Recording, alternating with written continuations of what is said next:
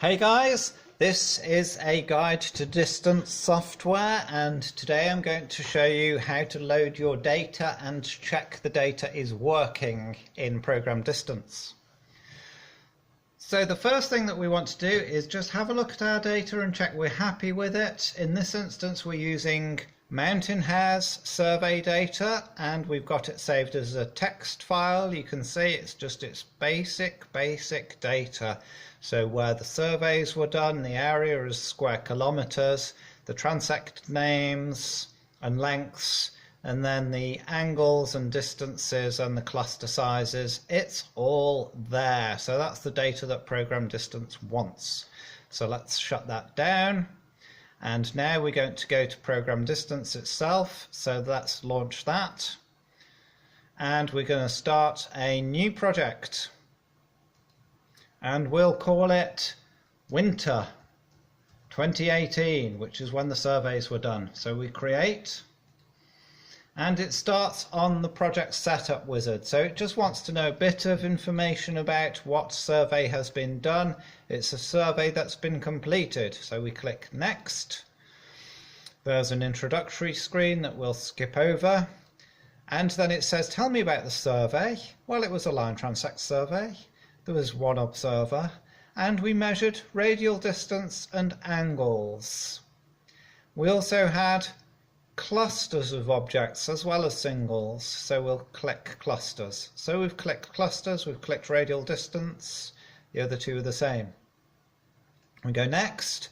It says, tell me what survey scales you had. Well, the distances to the objects were measured in meters, transect lengths in kilometers, area is square kilometers.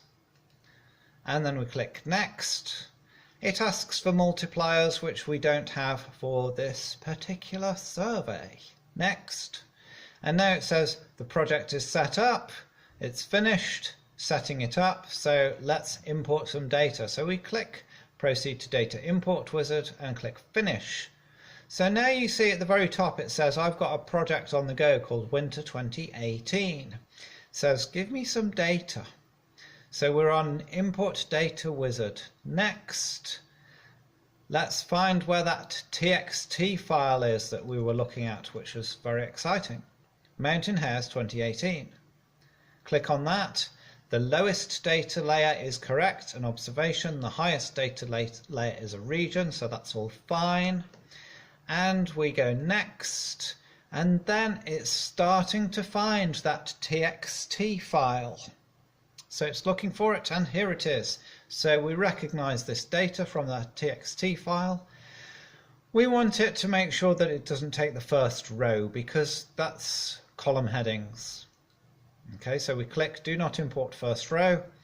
Then we go next, and it says, well, let's put the columns in the right places. So we're going to ignore the first column 2018 because that's all the same throughout. The next one is our strata, so it's our regions. These are our study sites, so that's the label. The next one is, well, what area are the study sites? So we have region area. Then we have transects, so we have line transects. We have their name, their label. We have line transects again, and we have the survey effort, which is line length. Now we have to scroll across to get to the other columns. And so we just have a look at this. Now we have observation. An observation of a mountain hare was taken with an angle of 50 degrees. And the radial distance to that observation was, radial distance, 69 meters. We by chance have perpendicular distances in our text file. We'll ignore those, so we ignore that. The columns haven't lined up, so you just have to watch it carefully.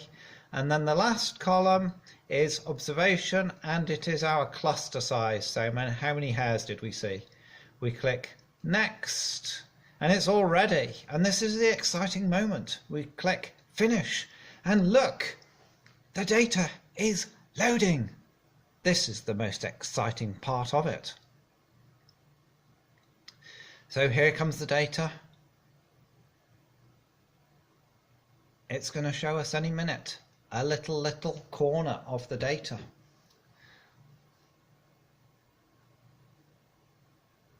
Well, there were a lot of mountain hare observations this year despite the cold winter, so that's why it took a few minutes to load.